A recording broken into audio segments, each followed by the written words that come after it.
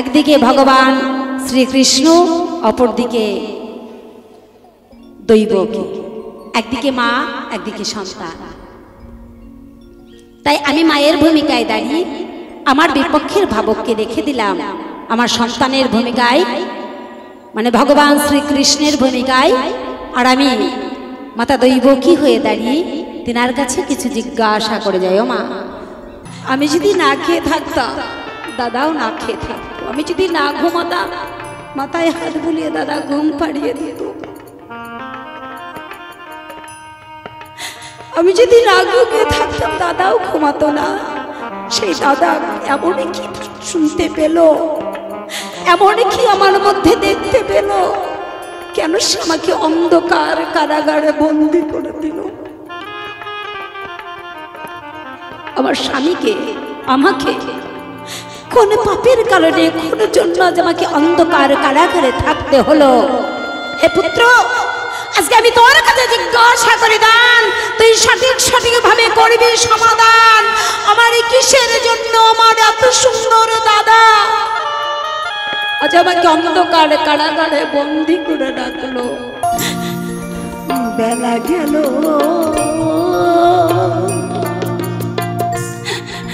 সন্ধ্যা হলো,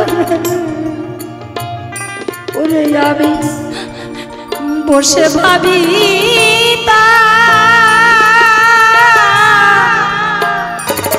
শুধু তুমি তো নয় জননী, দেখো আমরা সবাই কারাগারের মধ্যেই আছি।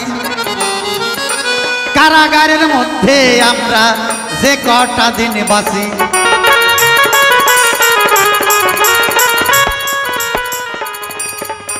এই যে বড় কারাগারে এসেছি বাবা, ধরাধার, হ্যাঁ, বিশ্ববন্দিত বাউল সম্রাট পূর্ণদাস বাউল বললেন, ইঁদুর মারা কল রয়েছে জগৎ মাঝার। দেখেছেন এমন একটা কল এই বড় কারাগারে। এই কারাগার থেকে মুক্তি মোক্ষ পেতে গেলে কি করতে হয়? আগে আমরা জীব কৃষ্ণ ভজিবাদ করে সংসারে আইনু, মিছে মায়ায় বদ্ধ হয়ে সবাই আমরা বৃক্ষ সম হইন। আমরা সবাই নিত্য কৃষ্ণ দাস, কিন্তু সেই দিকে কারণেই প্রকাশ আছে বাবা। তবে আজকে আমার বিপক্ষের ভাবক যিনি অত্যন্ত জ্ঞানীগুণী, আমার শ্রদ্ধেয় দাদা ভাই নির্মল সরকার মহাশয় নামে চিনি, তেনার সঙ্গে আজকে আমার গান। তবে আজকে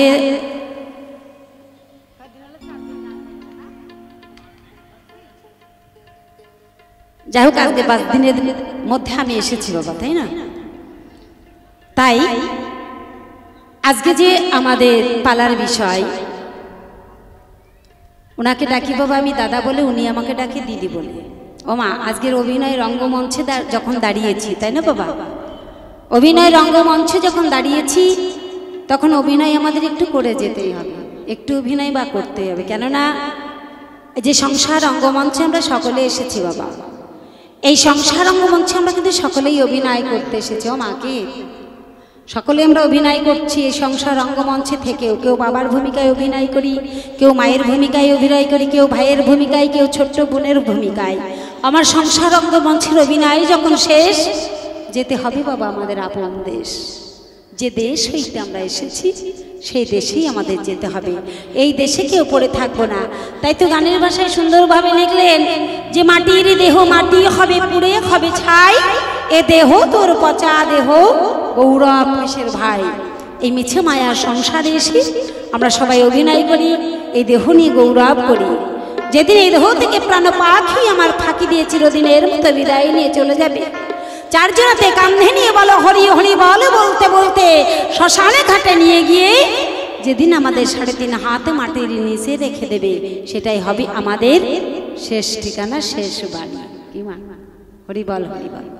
তাই তো আজকে যে পালার বিষয়, আজকে একদিকে ভক্ত একদিকে ভগবান। তাই তো ভাই আর দিদি ভাইয়ের সম্পর্ক ছেড়েই আজকে যাব পালার ভূমিকায়। একদিকে ভগবান শ্রীকৃষ্ণ, অপরদিকে দৈবকী, একদিকে মা একদিকে সন্তান। তাই আমি মায়ের ভূমিকায় দাঁড়িয়ে আমার বিপক্ষের ভাবককে রেখে দিলাম আমার সন্তানের ভূমিকায়, মানে ভগবান শ্রীকৃষ্ণের ভূমিকায়, আর আমি মাতা দৈবকী হয়ে দাঁড়িয়ে তিনার কাছে কিছু জিজ্ঞাসা করে যাই। ও মা, আমার সন্তান বলে তাকে যে আমি জিজ্ঞাসা করতে পারবো না বাবা, শিক্ষার শেষ নাই কি? আমার সন্তানের কাছে আমার অনেক কিছু জানবার বিষয় থাকতে পারে। সে আমার সন্তান বলে কিছু জানে না, আমি তার মা বলে আমি অনেক কিছু জানি সেটা নয়। তাই আজকে রেখে দিলাম তেনাকেই ভগবানের ভূমিকায়, অর্থাৎ আমি ভক্ত মানে মা হয়ে আজকে ওনার কাছে কিছু কথা জিজ্ঞাসা করে যাব, দান তিনি সঠিকভাবে করে যাবেন সমাধান। কেননা ভগবানের কাছে বাবা প্রশ্ন করবার ক্ষমতা আমার নেই। কি মা, ভগবানকে প্রশ্ন করা যায় না। ভগবানের কাছে আমি জানতে চাইতে পারি, ভগবানের কাছে আমি বুঝতে চাইতে পারি যেটা আমাদের জানা নাই, যেটা কোনোদিন আমরা শুনি নাই, কোনোদিন জানি না। আজকে আমার সন্তানে যিনি ভগবান হলেন তিনার নিকট কিছু জিজ্ঞাসা করব, দান আমার সন্তান করবে তার সমাধান। জয় গুরু জয়। তাই গানের সুরে ছন্দে যাব আর ভগবানের নিকট জিজ্ঞাসা করবো। বাবা আপনারা একটু এগিয়ে বসুন, শুরুতেই একটু সামনের দিকে এগিয়ে আসুন বাবা, তাই না? আপনারা চেপে চেপে বসুন, প্রথম থেকেই একটু সামনের দিকে এগিয়ে বসুন।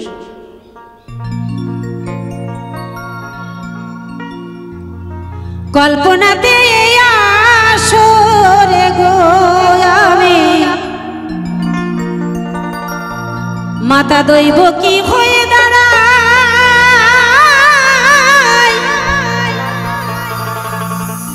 বিপক্ষেতে আছেন যিনি সন্তান কৃষ্ণ দয়াময় রে।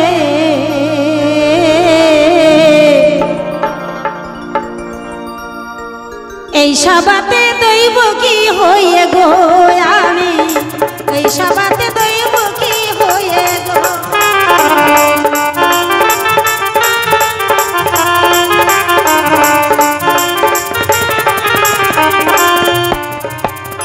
শোনো শোনো ওহে পুত্র, আমি তোমারে জানাই, আজ মাতা হয়ে তোমার কাছে কিছু কথা আমি জিজ্ঞাসা করে যাই।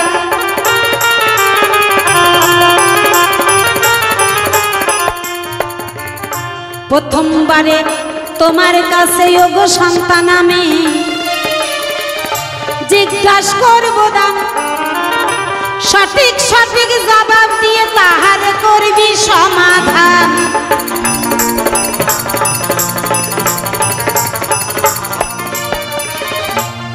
তাহলে আমার সন্তানের নিকট আমার জিজ্ঞাসা হয়ে, সন্তান আজকে আমি তোর কাছে জিজ্ঞাসা করে যাই।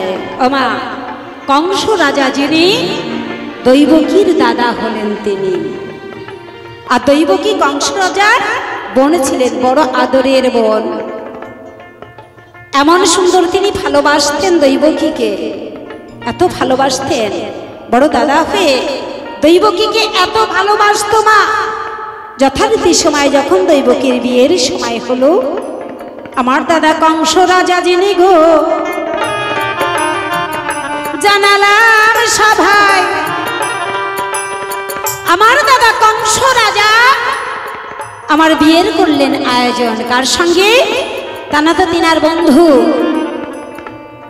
তিনার বন্ধু ছিলেন কে? আমার স্বামী যিনি বসুদেব হলেন তিনি। কার বন্ধু ছিলেন? আমার দাদা কংসরাজ, কংসের বন্ধু ছিলেন বসুদেব। কি বলবো আপনাদের ধারে এমন বন্ধুত্ব তাদের, এমন বন্ধুত্ব যা ভাষায় প্রকাশ করা যায় না। তাদের দুজনের কথা হয়েছিল, আমার বোনের সঙ্গে তো দেব আমি বিয়ের বন্ধু, তুই আমার বন্ধু হলেও আমার একমাত্র বোন দৈবকীর সঙ্গে আমি দেব তোর বিবাহ। যথারীতি সময় বিয়ের দিন ধার্য করলেন কংস রাজা, মানে আমার দাদা। আমার দাদা বিয়ের দিন ধার্য করলেন। বাবা বিয়ে সম্পূর্ণ হয়ে গেলেন। নিজে হাতে দাদা রথ সুন্দর করে সাজালেন, সুন্দরভাবে রথ সাজিয়ে গুছিয়ে নিজে দাদা রথের সারথি হয়ে দৈবকী আর বসুদেবকে, মানে আমাকে আর আমার স্বামীকে নিয়ে যাচ্ছিল শ্বশুরালয়ে। শ্বশুরালয়ে যাবার পথে দৈববাণী হয় কংস রাজার, আমার দাদার কর্ণে, কংস রাজা, তোমাকে একটা কথা বলি শোনো। তাই তোমার বোনকে এত আনন্দ করে ধুমধাম করে তোমার বন্ধুর সঙ্গে বিবাহ দিলে, কিন্তু একটা কথা কানে করে শুনে রাখো, আমি জানিয়ে যাই, দৈবকীর গর্ভের যে সন্তান হবে সেই সন্তানের হাতেই হবে তোমার মৃত্যু। দৈববাণী শুনবার সঙ্গে সঙ্গে আমার প্রাণের দাদা যে আমাকে এত ভালোবাসতো, মা জীবনের থেকে বেশি ভালোবাসতো দৈবকীকে, যখন দৈববাণী শুনতে পারে যে দৈবকীর গর্ভের সন্তানের হাতেই হবে তোমার একদিন মৃত্যু, সেদিনই আমার দাদার চোখে হয়ে গেলাম আমি শত্রু। হে ভগবান, আজ আমি তোমার কাছে জিজ্ঞাসা করি দান, দৈববাণী হবার সঙ্গে সঙ্গে আমার দাদার চোখে হয়ে গেলাম আমি পরম শত্রু। কি করলেন? সঙ্গে সঙ্গে দৈবকীকে অন্ধকার কারাগারে বন্দী করলেন।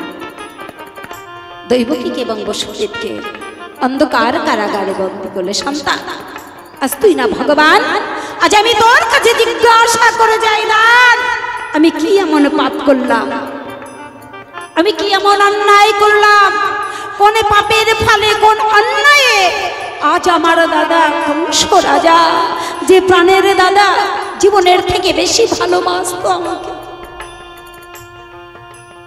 আমি যদি না খেতাম, ও মা, আমি যদি না খেয়ে থাকতাম দাদাও না খেয়ে থাকতো, আমি যদি না ঘুমাতাম মাথায় হাত বুলিয়ে দাদা ঘুম পাড়িয়ে দিত,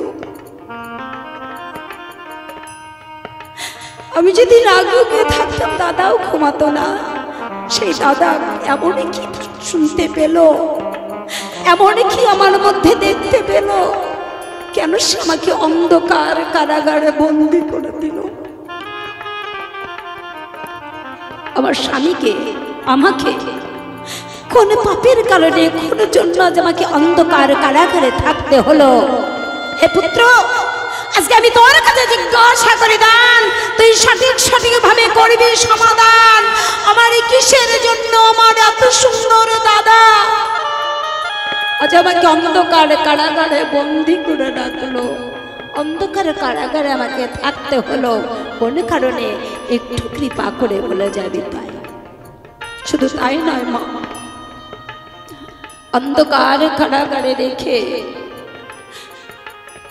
বুকে পাথর চাপা দিয়ে রাখলো, যে দাদা আমার একটা নখের আচর কোনোদিন গায়ে দেয় নাই, কোনোদিন একটা নখের আচর দেয় নাই। সেই দাদা আমার এমনও হয়ে গেল, কারাগারে আমাকে বন্দি করে রেখে আমাদের দুইজনের বুকে পাথর কেন চাপা দিয়ে রেখেছিল? একটু কৃপা করে বলে যাবি তুই না ভগবান? ও মা, এক এক করে সাতটি সন্তান জন্ম দিলেন কংসের কারাগারে। কে? দৈবকী। সাতটি সন্তান জন্ম দিলেন কংসের কারাগারে। অষ্টম গর্ভে আসলেন কে? ভগবান শ্রীকৃষ্ণ আসলেন অষ্টম গর্ভে। হে কৃষ্ণ, আজকে তোর কাছে আমার জিজ্ঞাসা রইল দান, যে সাতটি সন্তান দৈবকী প্রসব করলো, সেই সাতটি সন্তানকে আমার দাদা কংস রাজা ধরে নিয়ে গিয়ে পাথরে আছড়ে মারলো। কেন তাদের অকালে জীবন দিতে হলো? কেন তুই অষ্টম গর্ভে আসলি?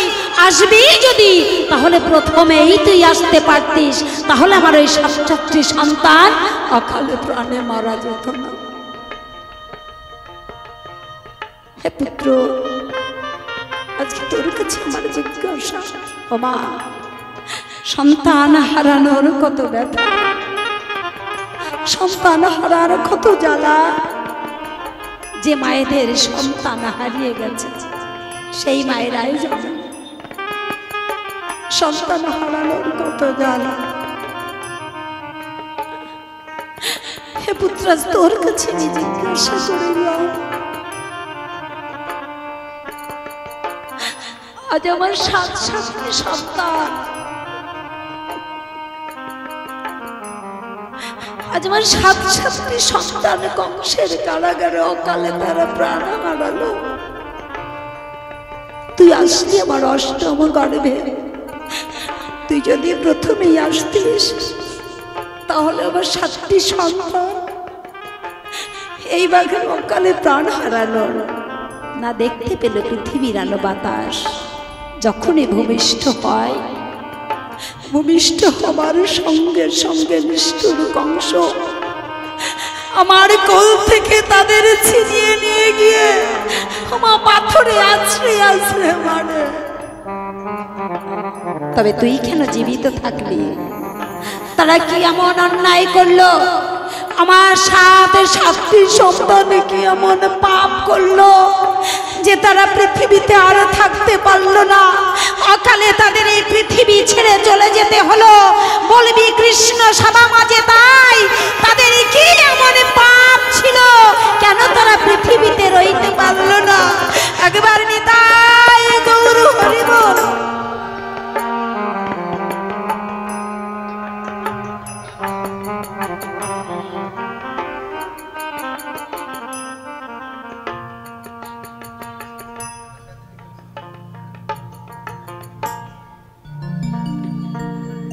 ওমা, জানি না এটা আমার কোন জীবনের ভুল। হয়তো আমি কোনো পূর্ণ জন্মে পাপ করেছিলাম। অনেক পাপ না করলে কেউ সন্তান হারায় না মা। আমি হয়তো অনেক পাপ করেছিলাম, তো এবার 7টি সন্তানকে আমি হারিয়ে ফেললাম। আমার 7টি সন্তানকে আমি বুকে ধরে রাখতে পারলাম না মা। তাই তো সেখানে দাঁড়িয়ে ওরে আমি কি করিতে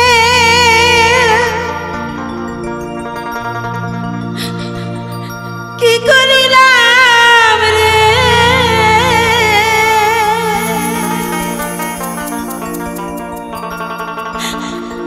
ওরে আমার দিন গেল মা আর ভোরে।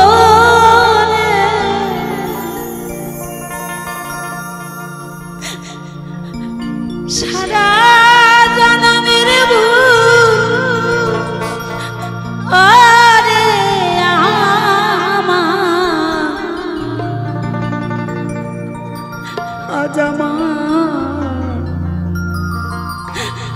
আজ আমার পড়েছে মনে।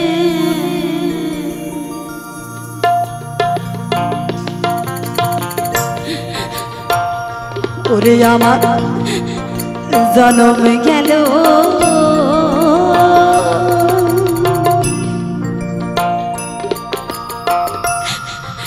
বিনা সাধনে,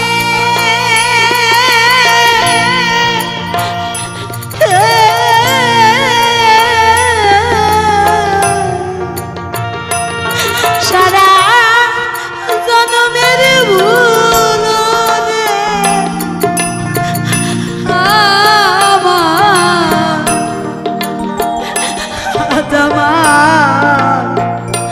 আজ আমার পড়েছে মনে। সারা জনমের ভুল রে আজ আমার পড়েছে মনে।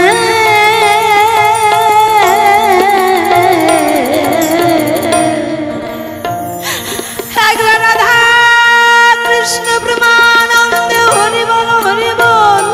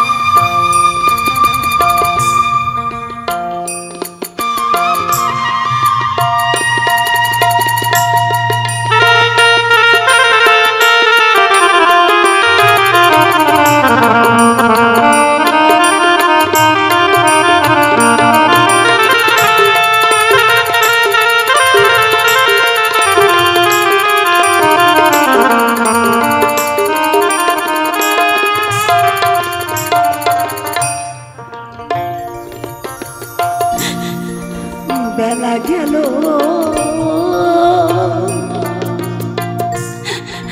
সন্ধ্যা হলো ওরে আমি বসে ভাবি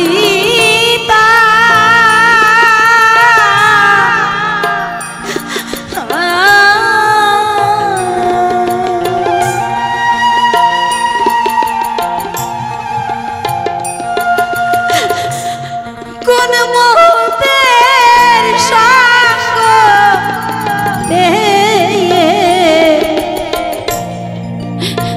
এই দেহ ভাণ্ড পূর্ণ করিতা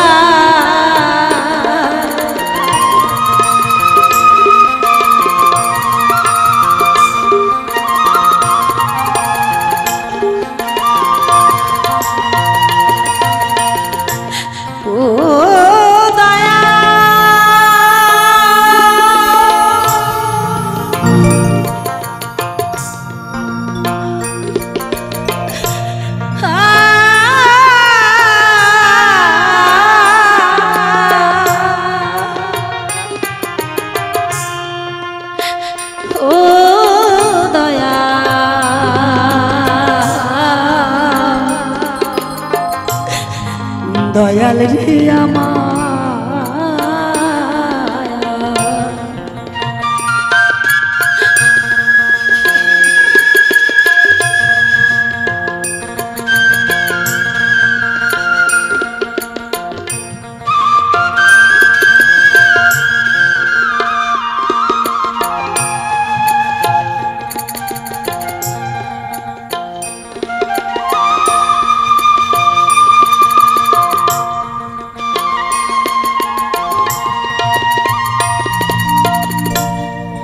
বেলা গেল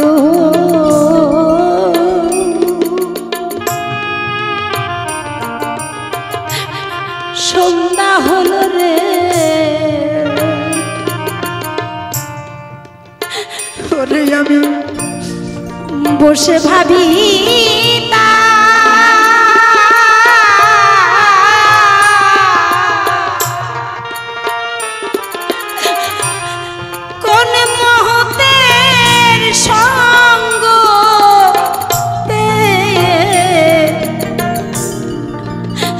এই দেহ ভাণ্ড পূর্ণ করিতা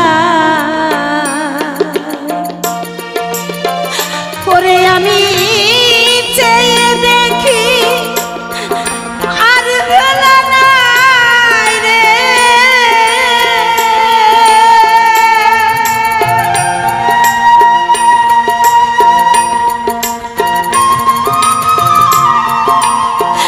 ওরে আমি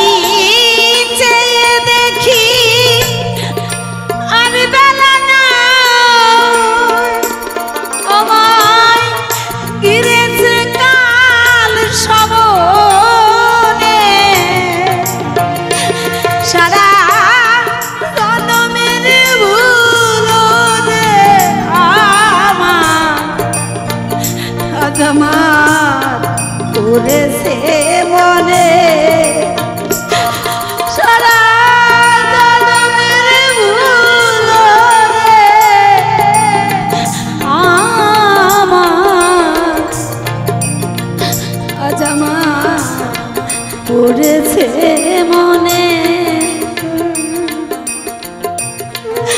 হরিবল হরিবল হরিবল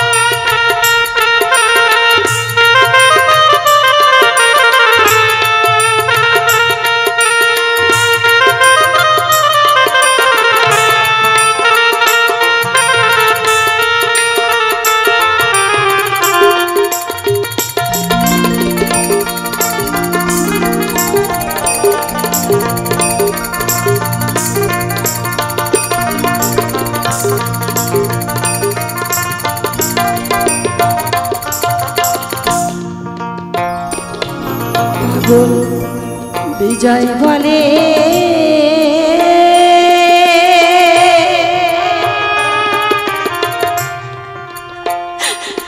দরদি মাঝি রে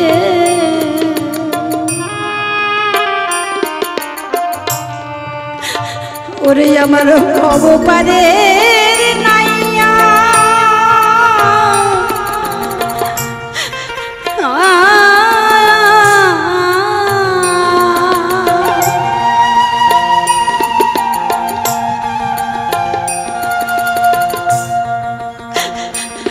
কবে আমার তীরে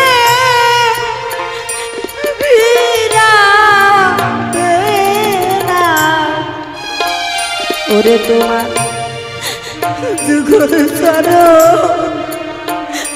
দিয়া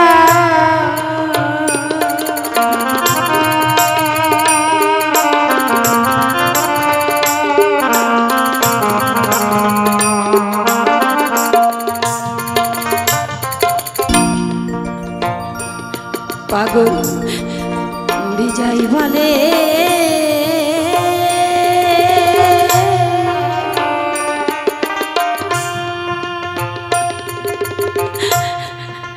দরদি মাঝে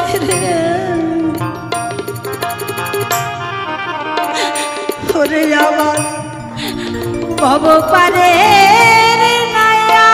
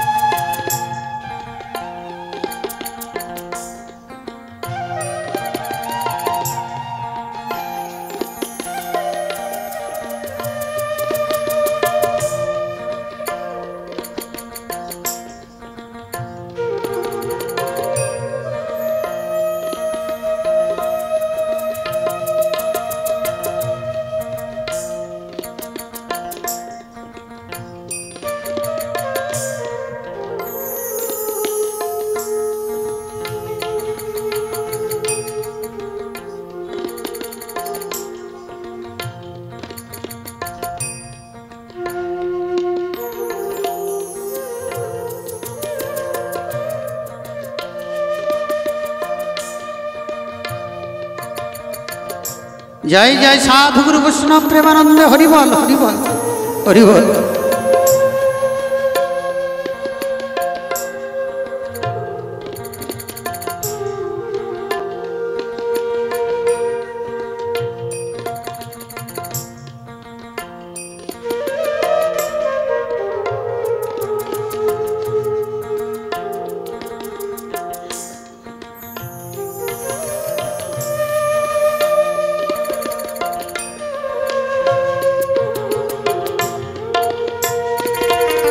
कृष्ण आज तोर निकट हमार जिज्ञासा बाबा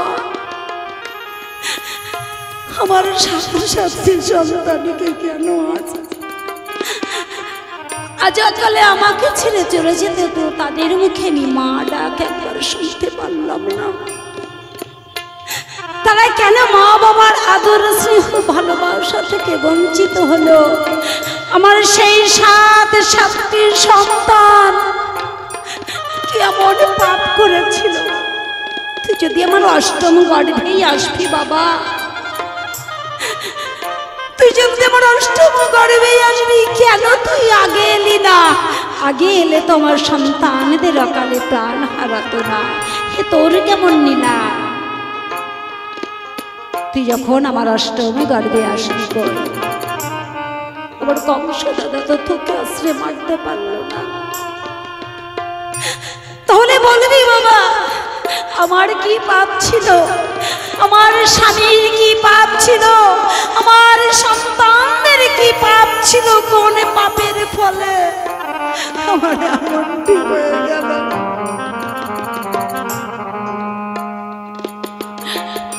তাই তো বললেন মহাজন,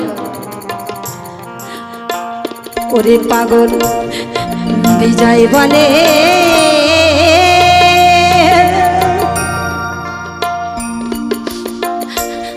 দরদি মাঝি রে, ওরে আমার ভব পারে নাইয়া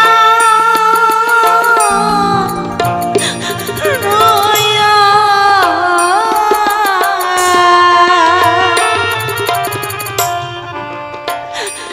কবে আমার তীরে ভিড়াবে না, ওরে তোমার চরণ ধুলি দিয়া,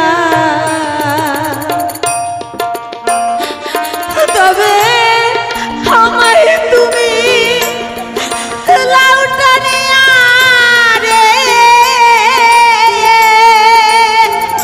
একবার নিতাই গৌর হরি বল হরি বল হরি বল, তবে আমায় তুমি লাউটানিয়া করে রেখো না আর বিজনে, সারা জনমেরই ভুল রে আমার অজমন পড়েছে মনে, সারা জনমেরই ভুল রে দয়াল আমার পড়েছে মনে, আমার জনম গেল বিনা সাধনে,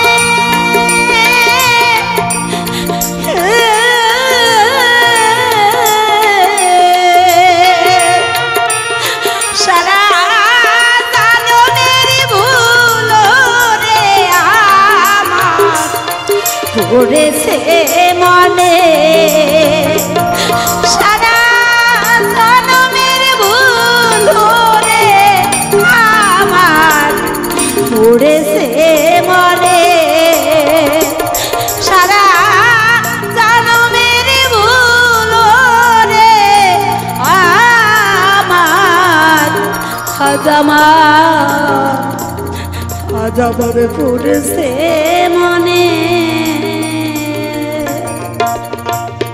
একবার ভক্ত বিন্দু প্রমানন্দ বাদন ভরে বাহু তুলে হরি বল হরি বল হরি বল হরি বল, জয় গুরু জয়। তবে আমার পুত্র ভগবান কৃষ্ণের কাছে আমার জিজ্ঞাসা রইল দান, তিনি সঠিকভাবে করবেন সমাধান। তবে এখন আমি বসে যাই, আমার ভগবানকে বাটায় দেখি, তিনি সে কোনো কথা কয় কোনোভাবে দায়িত্ব না, ভাবের পরিচয় ভগবানের মুখস্থিত বাণী আমরা সকলে শ্রবণ করব। জয় গৌর, জয় নিতাই, জয় রাধেশ্যাম।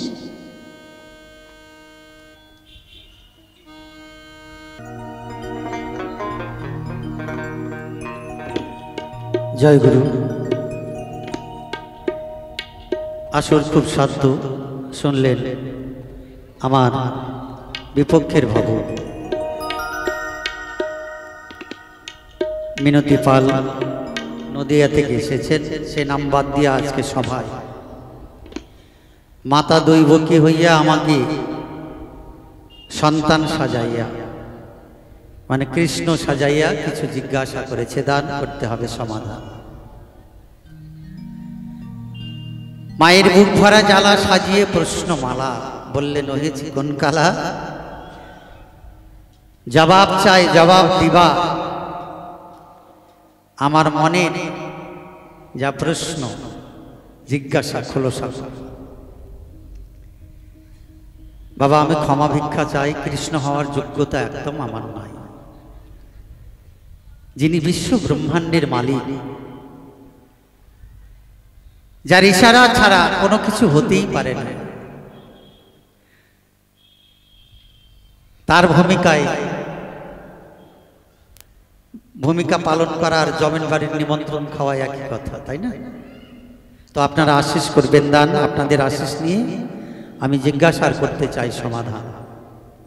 একটা গান শোনাই, তারপরে ভূমিকায় যাব, অসুবিধা নেই। জয় জয়।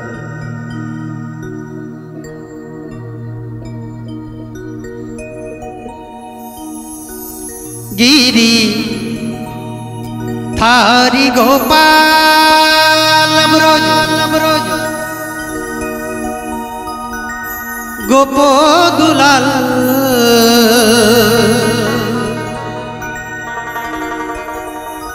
গিরি ধারি গোপাল ব্রজ গোপ দুলাল ও গো অপরূপ লীলা তব তরুণ তমা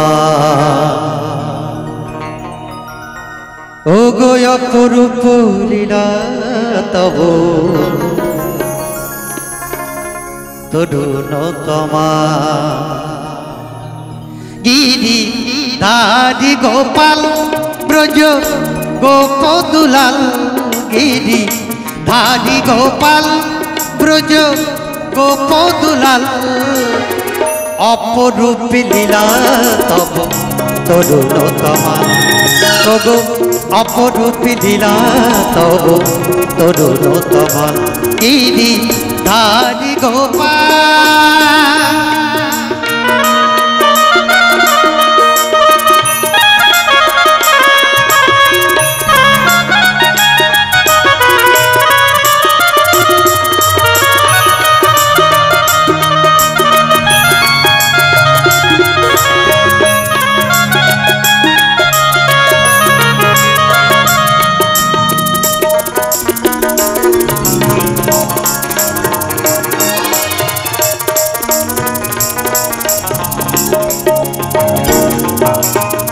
বিশাখার কাছে তুমি চির নিরূপম, শ্রীরাধার হৃদয়ে প্রেমের কৃপ।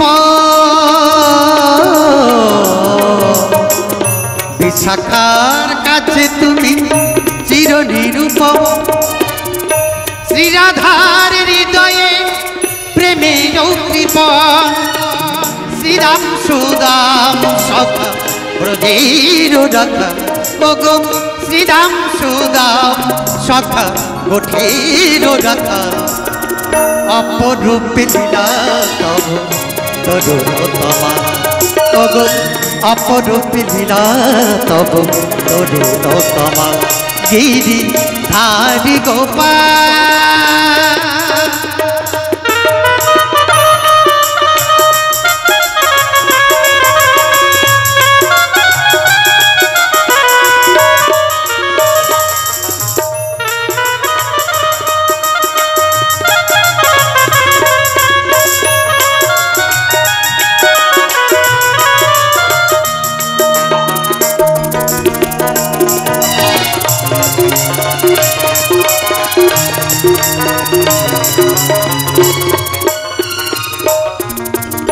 যশোদার নয়নে তুমি ননিজ, নন্দ দুলাল তুমি আনন্দ কিশোর। যশোদার নয়নে তুমি ননিজ, নন্দ দুলাল তুমি আনন্দ কিশোর। গীতাই সারথি তুমি যাদব রাখা ওগো গীতাই সারথি তুমি যাদব রাখা অপরূপ লীলা তরুণ তমা ওগো অপরূপ লীলা তব তরুণ তমা গিরি ধারি গোপাল ব্রজ গোপ দুলাল গিরি ধারি গোপাল ব্রজ গোপ দুলাল অপরূপ লীলা তব তরুণ কমাল, অপরূপ লীলা তব তরুণ কমাল, অপরূপ লীলা তব তরুণ কমাল, তরুণ কমাল, তরুণ কমাল। গানের পালা করে শেষ ভূমিকায় করতে চাই প্রবেশ। জননী জন্মভূমিষ্য স্বর্গাদৌপি গুরুষ। যদিও আমি সন্তান হয়ে দাঁড়িয়েছি, সেই জন্য মাতৃ বন্দনা করে নিলাম, মায়ের চরণে নিবেদন জানালাম। আজকে মা হয়ে মা দৈব কি ভগবানের কাছে প্রশ্ন করেছে। দেখুন, যিনি বিশ্ব ব্রহ্মাণ্ডের মালিক, তার কাছে জিজ্ঞাসা করছেন, কেন যে দাদা আমাকে নয়নের মনির থেকে বেশি ভালোবাসত, সদা সর্বদা আমাকে নিয়ে ব্যস্ত থাকত। হ্যাঁ হ্যাঁ বাবা, ওই দানের থালাতে দান করবেন, আপনাদের দানেই অনুষ্ঠান। কি বলবো আপনাদের কাছে, আমার মা সভায় বলে গেছে, ভুলি নাই, মনে আছে। কি বলেছে? আমার একমাত্র দাদা কংস রাজা, যে আমাকে শেষে দিল সাজা, এমনটি ছিল না। তাই ওগো কৃষ্ণ দয়াময়, তোমার কাছে জানতে চাই, এমনটি কেন হলো, জানাবে সবাই। কংস কিন্তু দৈবকীর নিজের দাদা নয়, আপনাদের জানাই, যেটা হয়তো মাও জানে না সবাই।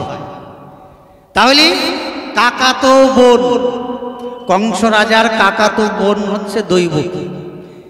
কি বলবো আপনাদের কাছে, কংসের নিজের বোন ছিল না, তাই সবকিছু ভালোবাসা উজাড় হয়ে ওই দৈবকীকেই দিয়েছে।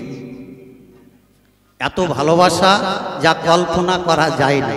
সেই জন্য পাত্র খুঁজে পায় না। যদি অপাত্রে দান করি, যদি কষ্টে যায় আমার বোনের জীবন ভরি, তাহলে কি হবে উপায়? সেই জন্য সঠিক একটা পাত্র নির্বাচন করা চাই। করে নাই দেরি, নিজের বন্ধু, নিজের বন্ধু বসুদেব তার কংস রাজার বন্ধু ছিল। নিজের বন্ধুর সঙ্গে এত সম্পর্ক গভীর, সেই বন্ধুর হাতে নিজের বোনকে তুলে দিয়ে এই ভালোবাসার বন্ধন অটুট রাখতে চায় কংস। ওর বড় নিজে হাতে কন্যা দান করেছে, নিজে রথে করে যখন শ্বশুর বাড়িতে পৌঁছে দিতে যায়, দেখুন কত ভালোবাসা। তাই পথ মাঝে যেতে মাঝ পথে যখন দৈববাণী শোনায়, হে কংস, যার প্রীতি বন্ধনে এত ভালোবাসায়, যাকে তুমি এত আনন্দ করে তোমার বোনের শ্বশুর বাড়িতে পৌঁছে দিতে যাচ্ছ, কিন্তু মনে কি রেখেছ? তাই এই বোনের অষ্টম গর্ভের সন্তান তোমাকে করবে নিধন, তোমারে জানায়। সঙ্গে সঙ্গে কংস রাজার কেমন যেন একটা অনুভূতি জাগ্রত হয়ে গেল, ক্রোধান্বিত হয়ে ক্রোশ এত বৃদ্ধি হয়েছে, কোথায় রাখবে পায় না আর ঠাঁই। এই যাকে মন প্রাণ দিয়ে ভালোবেসেছি, যার জন্য কোনো কিছু অভাব রাখি নাই, যার সুখের জন্য নিজের বন্ধুর সঙ্গে বিবাহ সম্পর্ক বন্ধন করে দিলাম, তার কাছ থেকে শেষে এই পাবো। যদি কারো শত্রু, আপনি যদি জানতে পান যে আপনার বন্ধু কিংবা অমুক লোকটা আপনাকে মারবে, আপনি ভালো থাকতে পারবেন না? তার জন্য ব্যবস্থা গ্রহণ করবেন। হ্যাঁ, তাই না মা? সেই জন্য কংস কি করলো? সঙ্গে সঙ্গে তরবারি ধারণ করলো, বের করে নিয়ে যখন তাকে কাটতে যাবে, তাকে প্রাণী মারতে যাবে, ওই খড়গ দিয়ে বনের গর্দান নেবে।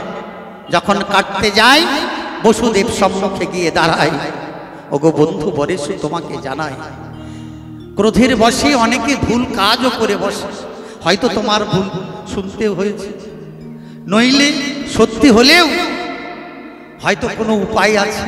যাকে প্রাণের থেকে বেশি ভালোবাসো তাকে শেষে কিনা প্রাণদণ্ড দিচ্ছ, এটা অন্যায় হচ্ছে বন্ধু।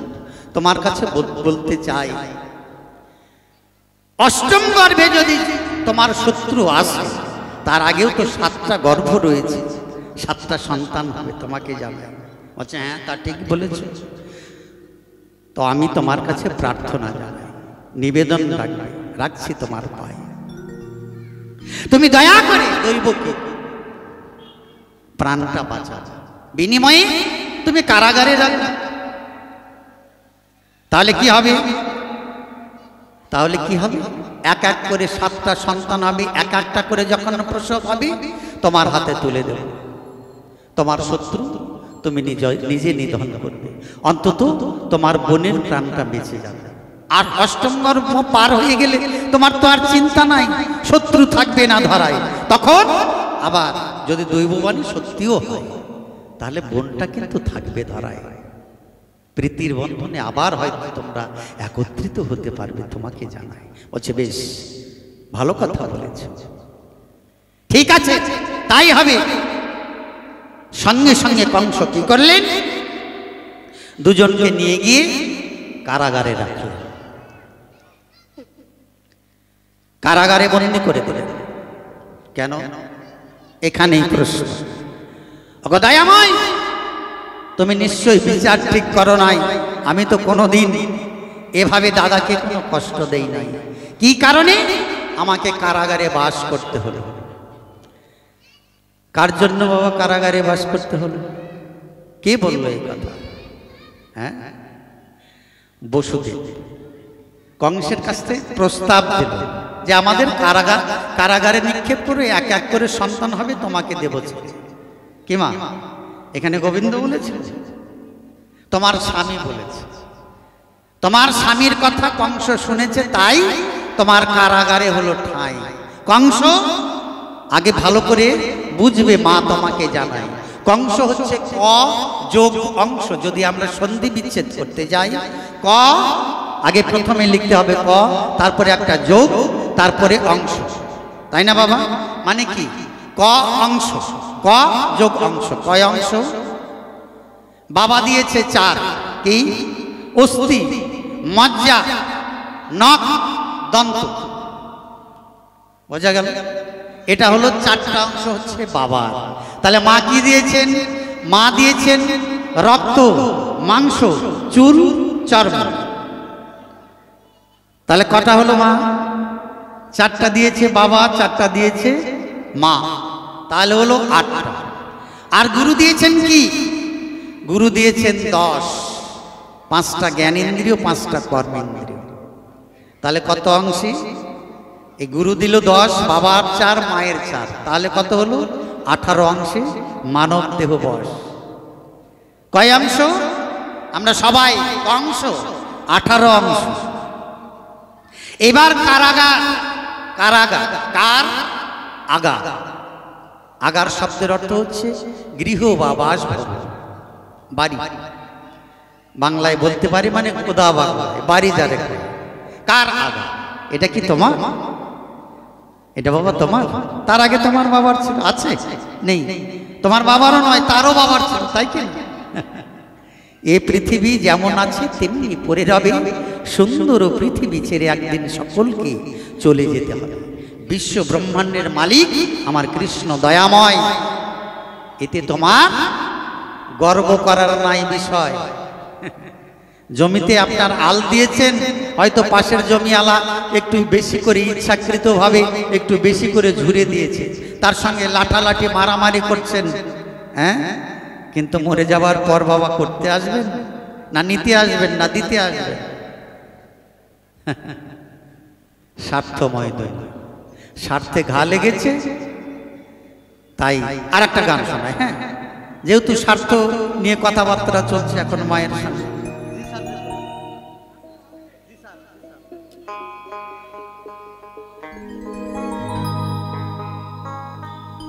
ভগবান কৃষ্ণ তিনি হচ্ছেন ভগবান, সেটা মা দৈবকী জানতেন, দৈববাণীতে শুনতে পেয়েছিলেন। পান্নে বাবা জানেন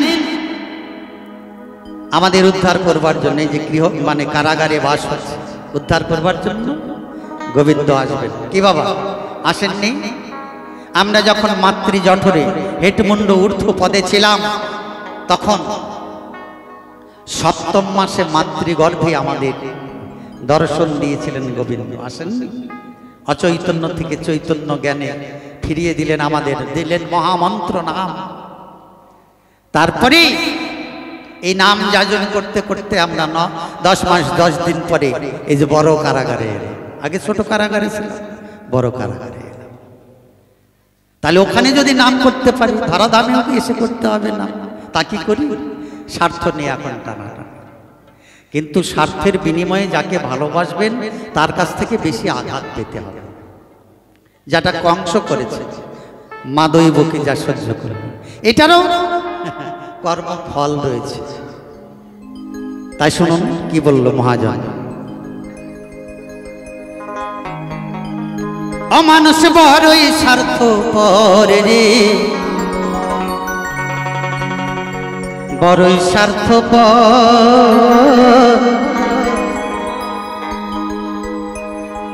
বুকের মাঝে জায়গা দিলে যতন করে ভাঙে রে অন্তর। কে বা ঠিক বলেছি? আমার কথা না, মহাজন লিখেছেন গানের ভাষায়। তাই শুনুন। মানুষ বড়ই স্বার্থপর রে, বড়ই স্বার্থপর, বুকের মাঝে জায়গা দিলে যতন করে ভাঙে রে অন্তর। মানুষ বড়ই স্বার্থপর রে, বড়ই স্বার্থপর, বুকের মাঝে জায়গা দিলে যতন করে ভাঙে রে অন্তর। অচেনা এক জংলা পাখি আদর কইরাম বুকে রাখছি, অচেনা এক জংলা পাখি আদর কইরাম বুকে রাখছি, বুকের পাঁজর ভাঙ্গা সেজে সাজাই অন্যের ঘর রে, সাজাই অন্যের ঘর। মানুষ বড়ই স্বার্থপর রে, বড়ই স্বার্থপর, বুকের মাঝে জায়গা দিলে যতন করে ভাঙে রে অন্তর। বুকের মাঝে জায়গা দিলে যতন করে ভাঙে রে অন্তর। জয় জয় বাবা লোকনাথ প্রেমানন্দে, হরিবল হরিবল হরিবল।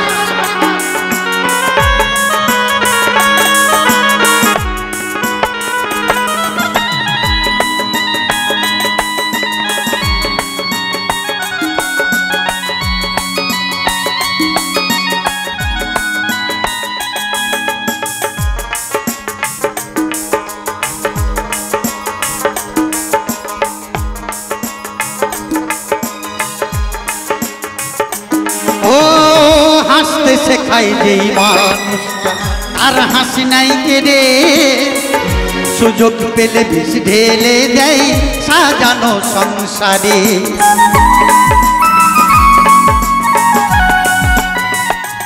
ও হাসতে শেখাই যেই মানুষটা তার হাসি নাই কেড়ে, সুযোগ পেলে বিষ ঢেলে দেয় সাজানো সংসারে। তুমি যারে ভাবো আপন তার তোমার আর নাই প্রয়োজন, তুমি যারে ভাবো আপন তার তোমার আর নাই প্রয়োজন।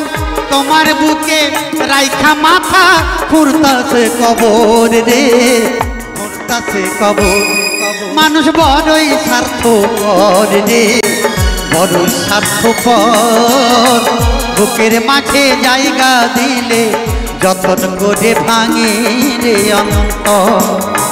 বুকের মাঝে জায়গা দিলে যতন করে ভাঙে রে অন্তর।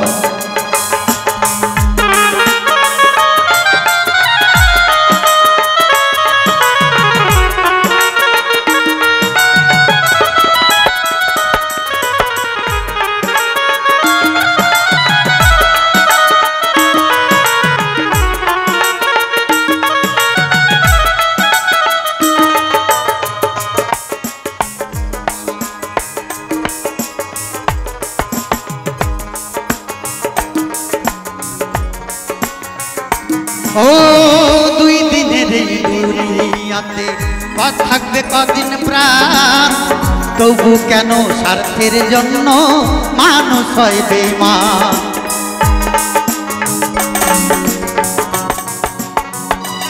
ও দুই দিনের এই দুনিয়াতে বাঁচবে কদিন প্রাণ, তবু কেন স্বার্থের জন্য মানুষ হয় বেঈমান।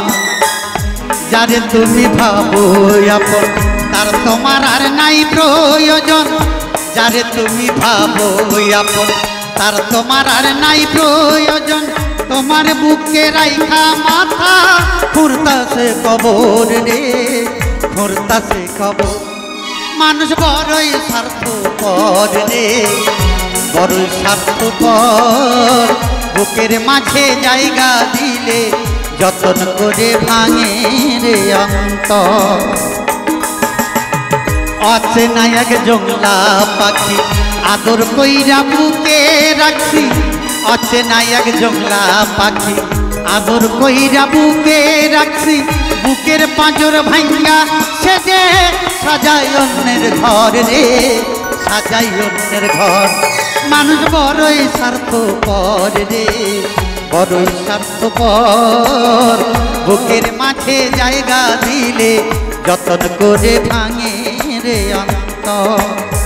বুকের মাঝে জায়গা দিলে যতন করে ভাঙে রে অন্তর। বুকের মাঝে জায়গা দিলে যতন করে ভাঙে রে অন্তর।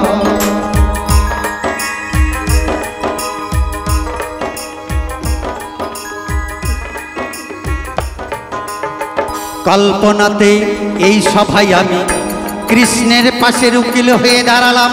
বিপক্ষেতে জননীর কাছে যা জিজ্ঞাসা পেলাম,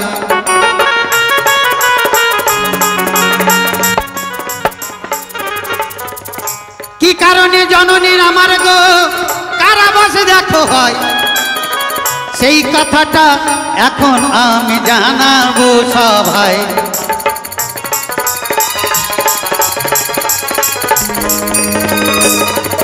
শুধু তুমি তো নয় জননী, দেখো আমরা সবাই কারাগারের মধ্যেই আছি। কারাগারের মধ্যে আমরা যে কটা দিন বাঁচি,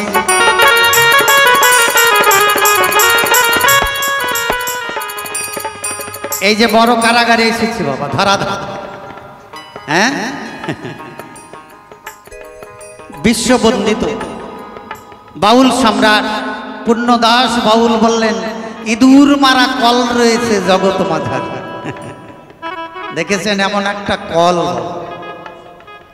এই বড় কারাগার, এই কারাগার থেকে মুক্তি মোক্ষ পেতে গেলে কি করতে হয়? আগে আমরা জীব কৃষ্ণ ভজিবাদ করে সংসারে আইনু, মিছে মায়ায় বদ্ধ হয়ে সবাই আমরা বৃক্ষ সম হইল। আমরা সবাই নিত্য কৃষ্ণ দাস, কিন্তু সেই দিকে কারণেই প্রকাশ আছে বাবা। বাড়ি আমার, নারী আমার, গাড়ি আমার, পুত্র আমার, কন্যা আমার, পরিবার আমার, ব্যাংক ব্যালেন্স আমার, এই আমার আমার করতে করতে সাততলার মধ্যেও বাবা শান্তি পাওয়া যায় না। সে যে যতই বাড়াবে তালা তত বাড়বে জ্বালা। শেষে তোমার যে শেষ ঠিকানা তুলসী তলা, সেটা আমাদের মাথা থেকে ছুটে যায়। কারাগার থেকে মুক্তি পেতে গেলে গুরুকে আশ্রয় করতে হয়। হ্যাঁ, গুরুর দেওয়া করণ কারণ সার্থক করতে হয়।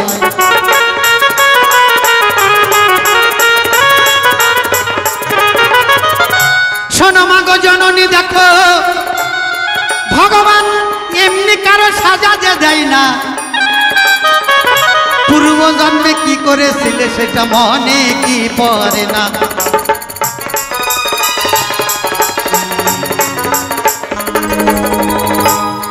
পূর্ব জন্মে এই দৈব কি গো রামের বিমাতা কইকেয়ী রানী হয়।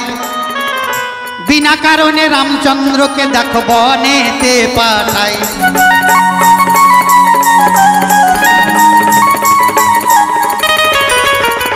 অনেক কথা খুব সংক্ষেপে বলতে চাই। যখন রামচন্দ্র শেষে রাবণ নিহত করে, রাবণের সব অংশে ধ্বংস করে সীতা সহ ভাই লক্ষণকে নিয়ে গৃহের দিকে ফিরিয়া গৃহে প্রবেশ করতে যায়। মা চিন্তা করছে, আমি সৎমা হওয়ার যোগ্যতা অর্জন করতে পারিনি, আমি সৎ মা হওয়ার আমার বাসনা ছিল কিন্তু তা পারেনি, মনে হিংসা দেশ, এই করে জীবনটা করেছি শেষ। এই মুখ আমি রামচন্দ্রকে দেখাতে চাই। মা তখন ভুলটা বুঝতে পারলাম, অথচ বিনা কারণে রামচন্দ্রকে 14 বছর বনে বনে ঘুরতে হলো। কি করতে হয়, বিষের নাড়ু নিয়ে যখন খেতে যায়, বাধা দিল আমার রাম দয়াময়, বলল, মা বলো সন্তান হিসাবে তোমাকে কোন কি দিয়ে আমি তোমার কাছ থেকে বঞ্চিত করেছি? তোমাকে আমি যখন যা খেয়েছি তোমার কাছে চেয়েছি, যখন ঘুমিয়েছি তোমার কোলে মাথা রেখে ঘুমিয়েছি, আমার জন্মদাত্রী মাতা কৌশল্যার কাছে যাই নাই, তবু তোমার মন পাই নাই। পারলে মা গো, তুমি না সৎ মা, তোমার না আচরণ সৎ হওয়ার কথা ছিল, এমন আচরণ কেন করলে মা? বলছে, ওরে রাম, আমি ভুল করেছি। আমি যখন রাস্তা দিয়ে যাই সকলে আমাকে রামের বিমাতা বলে, আমি তোকে জন্ম দিতে পারি নাই, অথচ আমি তোর সৎ মা, আমি আমার ধর্ম রাখতে পারি না, সেই জন্য এই মুখ আমি তোকে দেখাতে চাইছিলাম না রে। আমি সেই জন্য বিষের নাড়ু নিয়ে আমি আত্মহত্যা করতে চেয়েছিলাম। রাম বলল, মাগু, আত্মহত্যা করা মহাপাপ,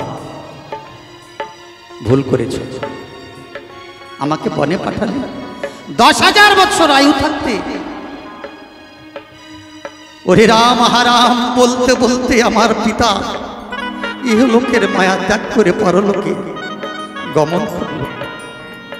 বুকের মধ্যে সন্তানের হারানোর পাষাণ চাপা দিয়ে বাবা আমার প্রাণ ত্যাগ করল। মৃত্যুকালে যে যা বাসনা নিয়ে মৃত্যুবরণ করে, ভগবান পরজন্মে তা পূর্ণ করে। সেই সময় আমার পিতৃদেব তোমাকে করেছিল অভিশাপ,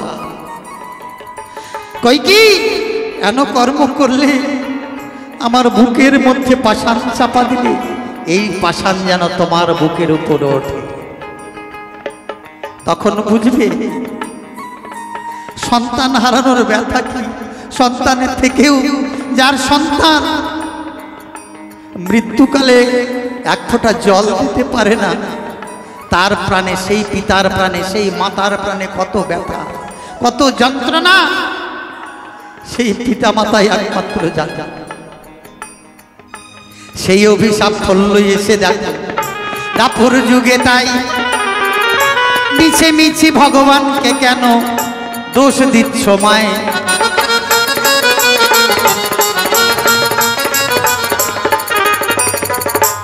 এক এক করে 7 পুত্র নিধন হলো গো, আমার মা সভাতে জানাই, কেন কৃষ্ণ তুমি প্রথম গর্ভে আসতে পারো নাই?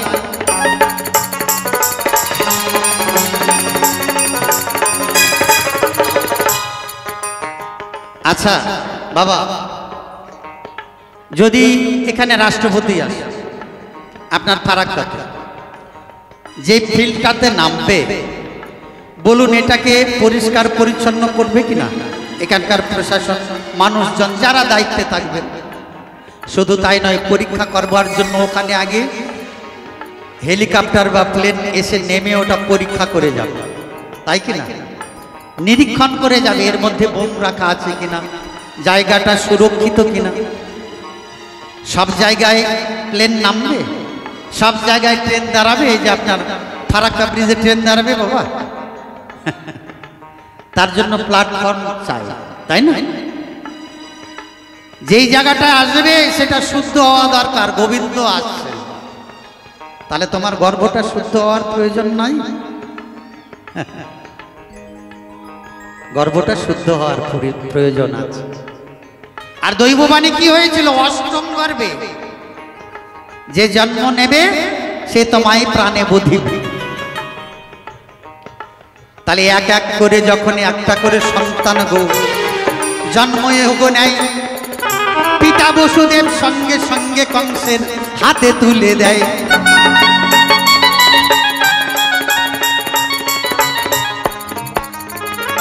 পাথরের উপরে নিয়ে গো তখন কংস আছাড় দিয়া মারে, সঙ্গে সঙ্গে পুত্র তখন এই সংসারের মায়া ছাড়ে।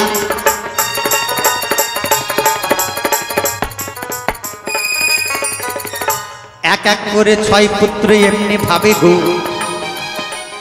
যখন হয় নিধন, সপ্তম গর্ভে আমার বলরাম দাদা এসে করিলেন জন্ম গ্রহণ।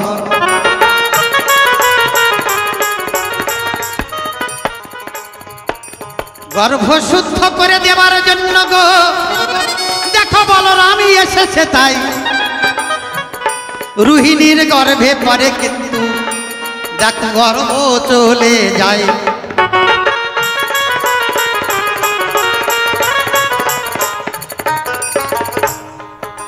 তাহলে মা বলেছিল 7টা সন্তান মারা গিয়েছে। 7টা সন্তান কি মরেছে বাবা? 6টা সন্তান মরেছে, এক এক করে 6টা সন্তান। কেন? এরা কালনেমির 6 পুত্র ছিল গো। আপনাদের জানাই মহাপাপে মানে পিতৃ অপমানের পাপে তারা ধরে জন্ম ধরে যে ধরায়।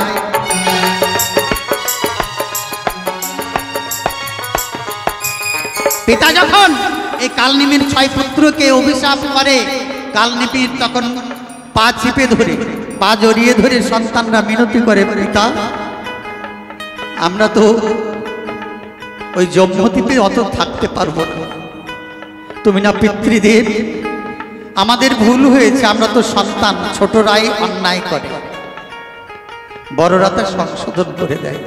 ওগো পিতৃদেব ক্ষমা করবেন আমায়, আমাদের একটা করুন উপায় কিছু করুন, আমরা যেন ধরাধামে আমাদের জন্মগ্রহণ করবার সঙ্গে সঙ্গে আমরা যেন মুক্তি পেয়ে যাই। বলল বেশ তথাস্তু। দাপরে যাবে কৃষ্ণ জন্মগ্রহণ করার আগে 6 বার তোমরা 6 পুত্র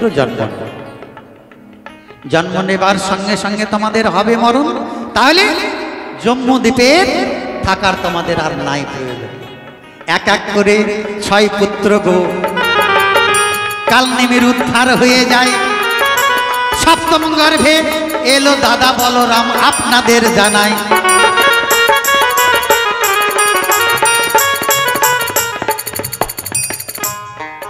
তাহলে সপ্তম গর্ভে যখন বলরাম এলো, যখন খুঁজে না পেল, কংস এবার চিন্তা করে হায় সর্বনাশ, শুনলাম বোনের গর্ভ হয়েছে, এখন গর্ভ নাই, ব্যাপারটা কি আশ্চর্যের বিষয়। নিশ্চয় তাহলে থাকতে হবে অষ্টম গর্ভের প্রতীক্ষায়। অষ্টম গর্ভে যখন আমার গৌ এলো কৃষ্ণ দয়াময়, কত কি বিচিত্র লীলা, হ্যাঁ ওই যে মথুরায় হয়ে যায়।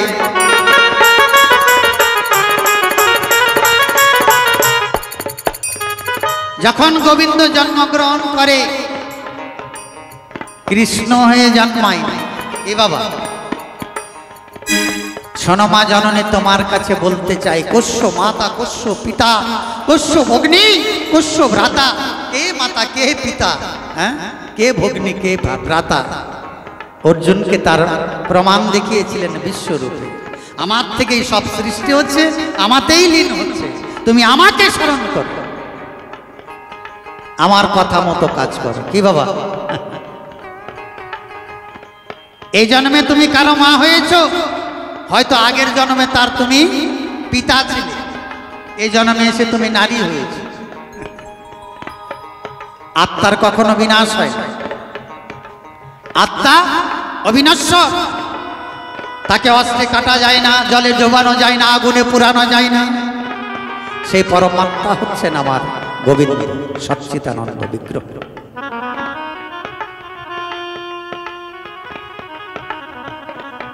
অষ্টম গর্ভে যখন নারায়ণ হয়ে জন্মগ্রহণ করলেন, মায়ের বায়ু গর্ভ যখন ফেটে যায়, তখন ওই রক্ত জলে আমার স্বয়ং নারায়ণ এসে গড়াগড়ি দেয়। নারায়ণ একটা নয় বাবা, 4টা নারায়ণ আছে। আপনারা মূর্তি পূজা করেন, দেখবেন লক্ষ্মী নারায়ণ পূজা করেন, একমাত্র লক্ষ্মী আর নারায়ণ। এটাকে বৈকুণ্ঠের নারায়ণ। একটা দেখবেন গরুর বাহন নারায়ণ আছে, গরু, লক্ষ্মী নারায়ণ মাঝখানে গরু। আর একটা দেখবেন শুধু নারায়ণ গরুরের কাঁধের উপরে বসে আছে। আর একটা নারায়ণ সেটা সাপের বিছানার উপর অর্ধশায়িত অবস্থায় ক্ষীরোদ সাগরে আছে। এই ক্ষীরোদ সাই নারায়ণ এসে জন্মগ্রহণ করেছিলেন কংসের কারাগারে। শঙ্খচক্র গদা পদ্মধারী আমার ক্ষীরোদ সাই নারায়ণ কংসের কারাগারে মা দৈবকীর ঘরে এসে করিল জন্ম গ্রহণ। জয় জয় রাধা গোবিন্দ প্রেমানন্দে।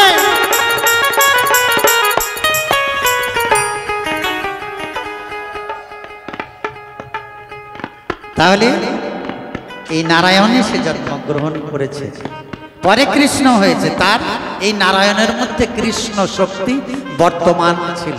কৃষ্ণকে ক্রি ধাতু স্ন প্রত্যয় যোগ করে কৃষ্ণ হয়, মানে কর্ষণ শক্তি। কি কর্ষণ করছে?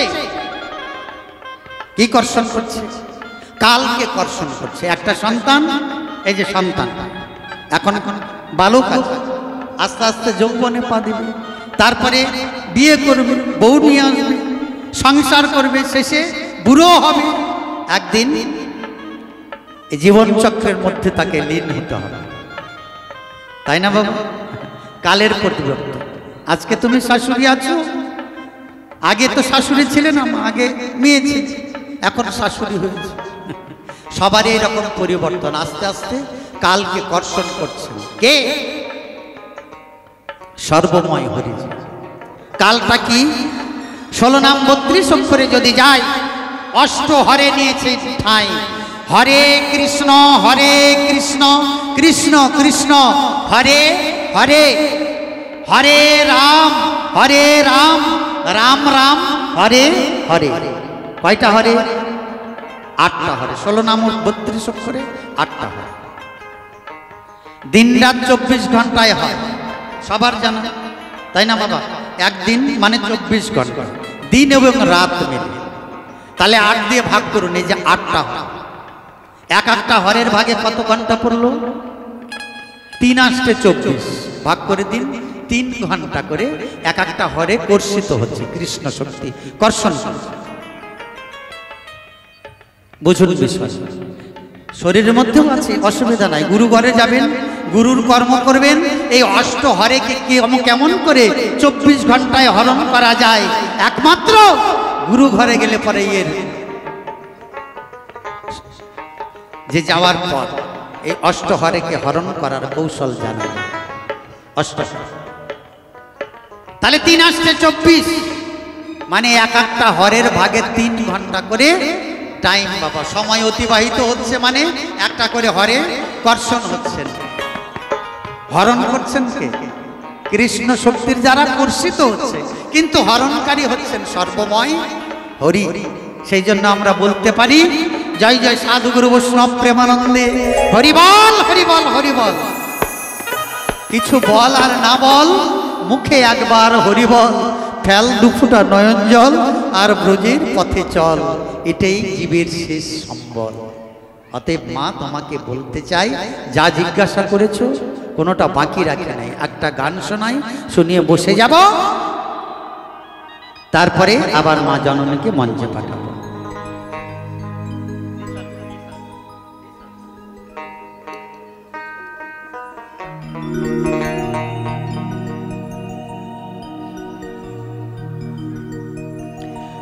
যার সনে নাই প্রেম প্রীতি,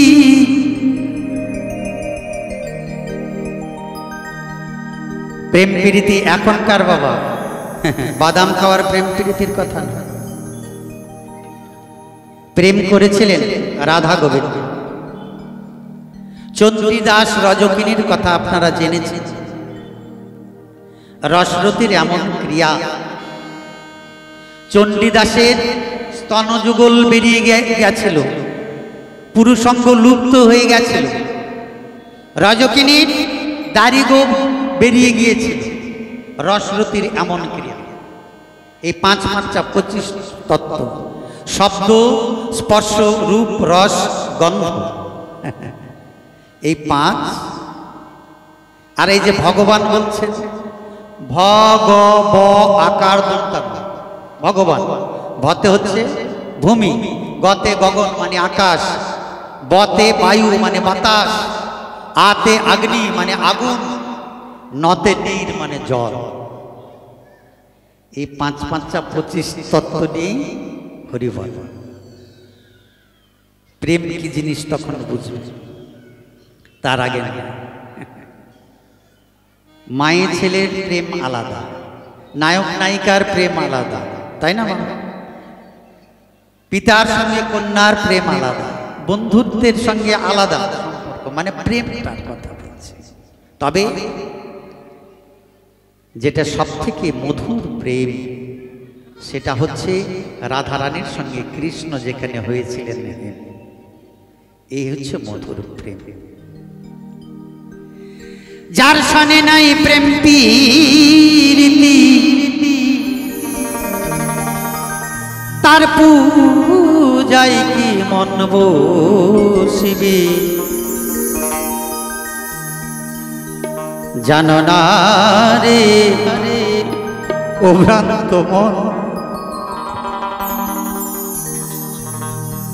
কিসে কৃষ্ণ ভজন হবে।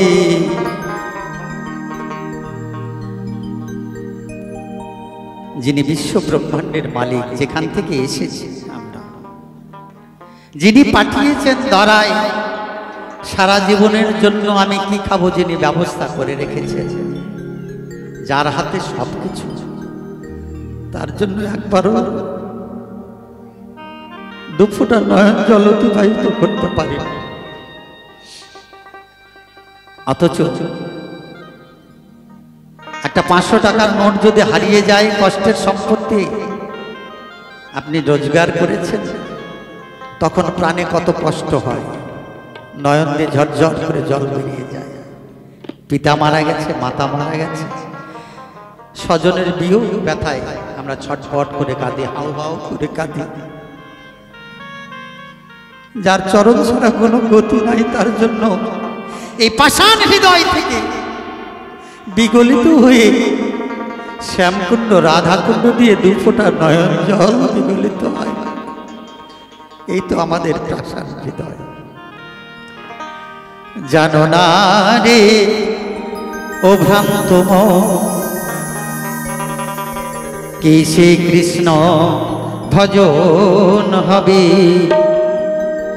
যার সাথে নাই প্রেম প্রীতি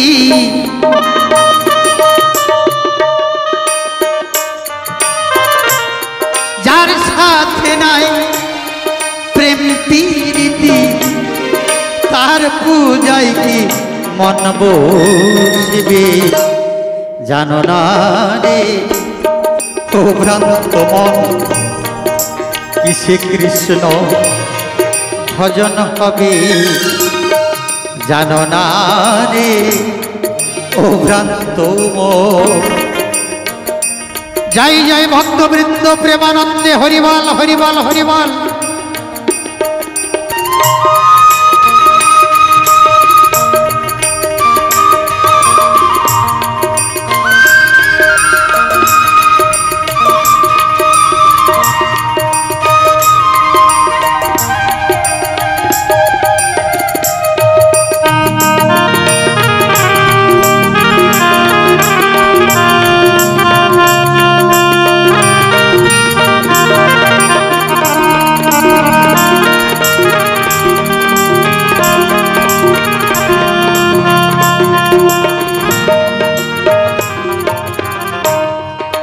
যাহার বদ দেখা মাত্র প্রাণে জাগে আনন্দ,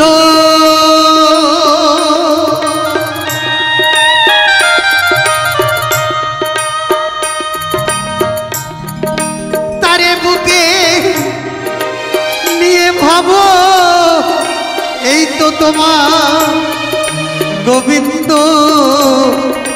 এই তো তোমার গোবিন্দ।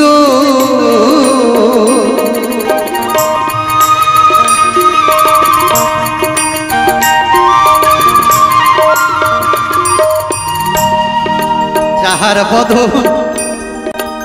দেখা মাত্র তোমার প্রাণে জাগে আনন্দ,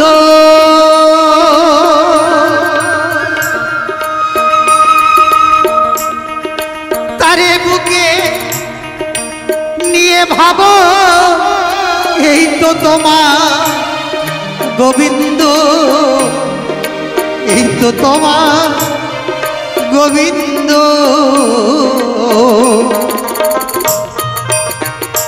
দিয়ে তার প্রতি অঙ্গে প্রতি অঙ্গ করিও গো বিন্দ সঙ্গ,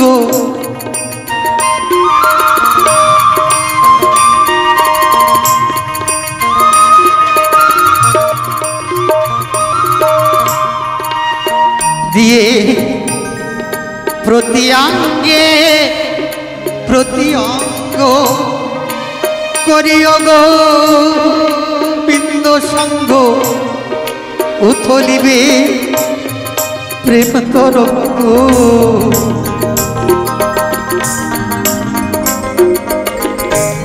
তখন কালিন্দী যমুনার জল উথাল পাতাল করবে শ্যামকুণ্ড রাধাকুণ্ড।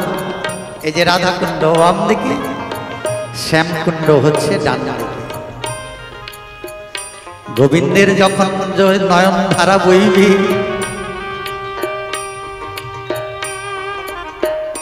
নয়ন ধারা যখন গড়াবে গোবিন্দের জন্য উথলিত হয়ে, হৃদয় বিগলিত হয়ে, হৃদয় পাষাণ গলে গিয়ে শ্যামকুণ্ড রাধাকুণ্ড দিয়ে প্রবাহিত হয়ে মন প্রফুল্ল হয়ে কৃষ্ণ গুণগান গাইতে থাকবে।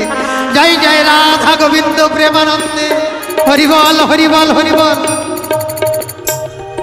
উথলিবে প্রেম তরঙ্গ, তাপিত অঙ্গ শীতল হবে জানো না রে ও ভ্রান্ত মন, শ্রী কৃষ্ণ ভজন হবে জানো না রে ও ভ্রান্ত মন। জয় জয় রাধা গোবিন্দ প্রেমানন্দে, হরিবল হরিবল হরিবল হরিবল।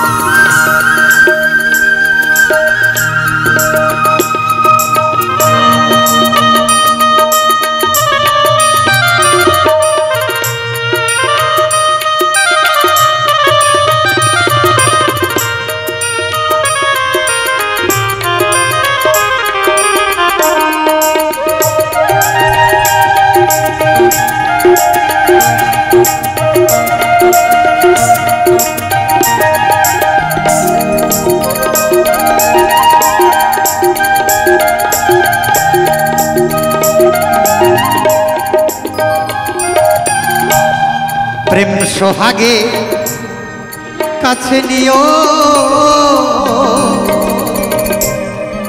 প্রিয় কিংবা প্রিয়জন,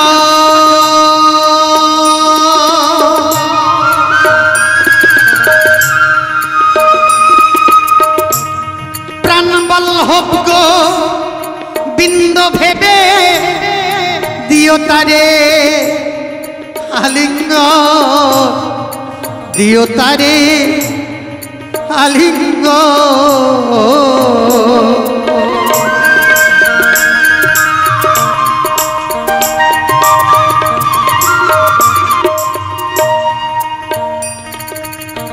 গুরুর কাছে গেলে পরে যুগল ভজনের ফর্মুলা থিওরি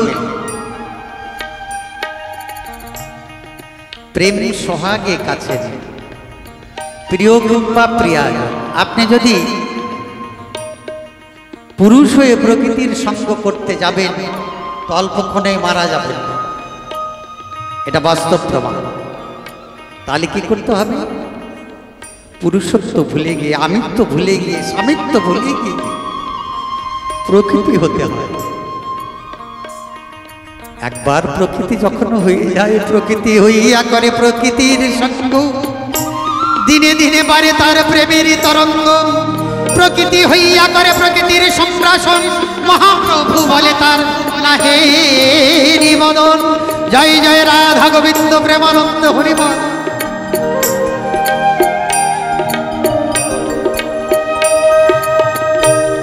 প্রেম সোহাগে কাছে নিও প্রিয় কিংবা প্রিয়াজন,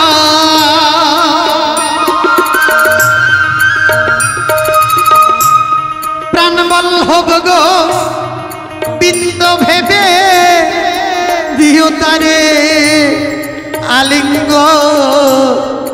দিও তারে আলিঙ্গ।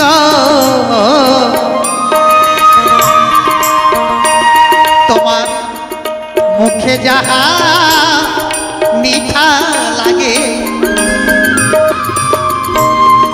সপে দিও তাহার ভোগে।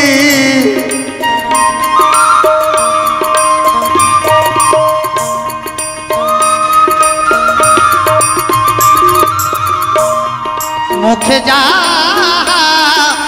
মিঠা লাগে সপে দিও তাহার ভোগে।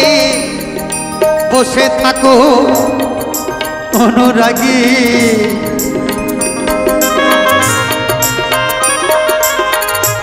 একবার বসে থাকো অনুরাগে। যে অনুরাগ, অনুরাগ, অনুরাগ ছাড়া গোবিন্দ দর্শন হয় না।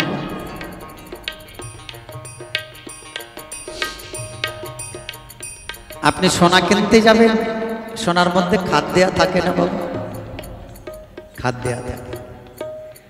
স্বর্ণকর কি করবে? ওটা জ্বালিয়ে ওর খাদটাকে ছাড়িয়ে দেবে। খাঁটি সোনা তৈরি যখন হয় তখন পুড়িয়ে ছাড়খাড় করে খাঁটি সোনায় পরিণত হতে হয়। এই যে অনুরাগটা হচ্ছে খাঁটি সোনা, এর মধ্যে আর কোনো ভেজাল থাকে না। এই অনুরাগ না আসা পর্যন্ত গোবিন্দের সঙ্গে এই যে আকর্ষণ, যেই রকম চুম্বক আর লোহায় আকর্ষণ বিকর্ষণ হয়, ঠিক তেমনি তোমার সঙ্গে গোবিন্দের সঙ্গে সম্পর্ক সৃষ্টি হয়ে যায় অনুরাগ। তাই তুমি বসে থাকো অনুরাগে, বসে থাকো অনুরাগে।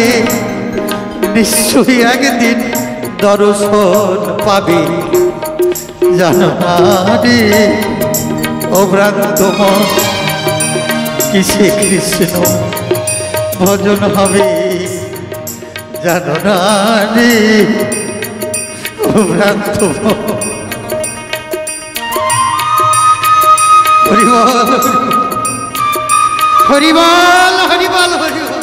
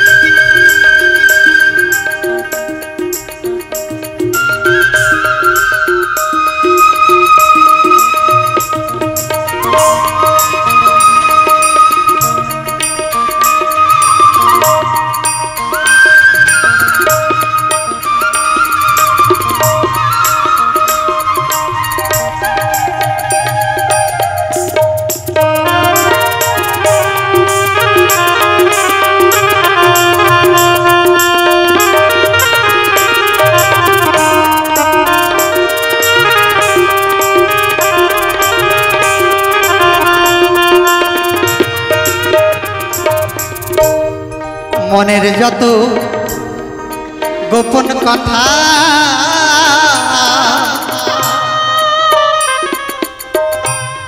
যার সাথে দান প্রদান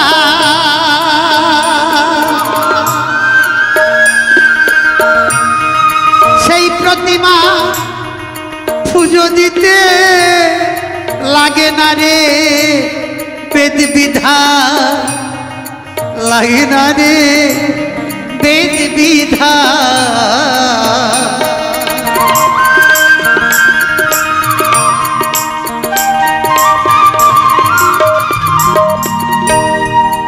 লোক দেখানো মালা জপ করা টিকি রাখা তিলক কাটা হ্যাঁ আমি মানি এগুলোর প্রয়োজন আছে কিন্তু প্রকৃত গোবিন্দের পুজো করতে কিচ্ছু লাগে না শুধু মন তুলসীটার উপরে দুফোঁটা নয়ন জল দিয়ে ওম গোবিন্দায় নমো ওম গোবিন্দায় নমো ওম গোবিন্দায় নমো বলে যদি দেওয়া যায় গোবিন্দ সব থেকে বেশি তৃপ্তি লাভ করে সেই ভক্তির বাবা ভক্ত আর ভগবান কিনা গোলাম হয়ে যায় দাস হয়ে যায় ভক্তির বোঝা তখন ভগবান নিজে বয়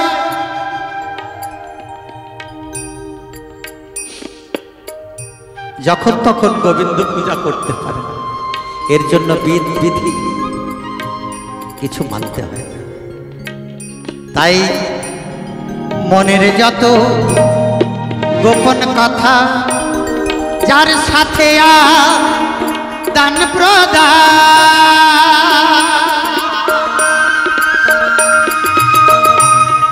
সেই প্রতিমা পুজো দিতে লাগে না রে বেদ বিধান লাগে না রে বেদ বিধান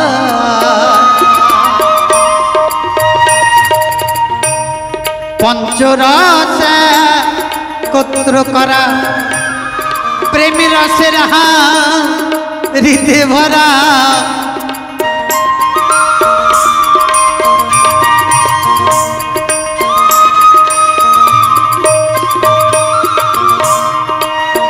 এই দেহের মধ্যে কত কি আছে কত সম্পদ আছে কি বলবো আপনাদের আমরা যদি আগের দিকে আমরা লক্ষ্য করতে যাই আগের যুগে মুনি ঋষিগণ তাদের সময় এত ডাক্তার ছিল না বাবা এত কবিরাজ ছিল তাহলে চিকিৎসা রোগ কি হতো না নিশ্চয়ই হতো কি দিয়ে চিকিৎসা হতো যত রকম রোগ আছে শরীরের মধ্যে তার জন্য গোবিন্দ ঔষধ তৈরি করে দিয়েছে এখন মায়েরা নিজের সৌন্দর্য বাড়াতে কত কিছু ব্যবহার করে হ্যাঁ তখনকার মায়েরা ছিল না বৃদ্ধ বয়সেও যৌবন টকটক করছে কিসের জন্য বাবা এই যে রস জানিয়ে গোবিন্দ হন রস আদ্যা ঋতু যদি কেউ বক্ষ মাছের লেপন করে শিবলিঙ্গের মধ্যে তার সৌন্দর্য সারা জীবনের জন্য স্ট্যান্ড হয়ে থাকে শোভা বৃদ্ধি করবে সারা জীবন কোথায় পাবো গুরু ঘরে আছে পঞ্চরস একত্র করা প্রেম রসের হাড়িতে ভরা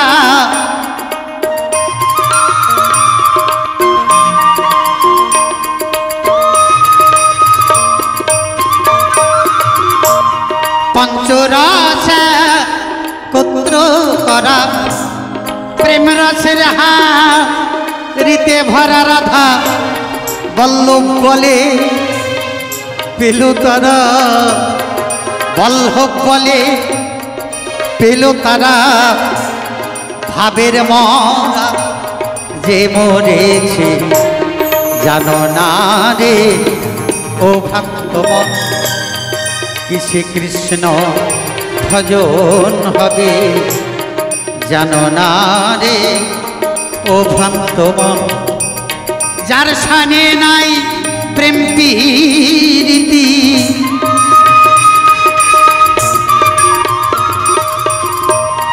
যার সানে নাই প্রেম প্রীতি তার পূজাই কি মন বসবে জানো না রে ও ভক্ত কিসে কৃষ্ণ ভজন হবে জানো না রে ও ভক্ত জানো না রে ও ভক্ত জয় জয় রাধা গোবিন্দ প্রেমানন্দে হরিবল হরিবল হরিবল। তাহলে প্রথমবারে যে সব কথা করেছিল জান এক এক করে সব কথা সমাধান করলাম। এবার দেখি মা এসে কোন কথা কয় সেভাবে আবার পরের বারে উত্তর দেব সভায়। আমি বসে যাই, আমার মাকে পাঠাই। জয় গুরু জয়।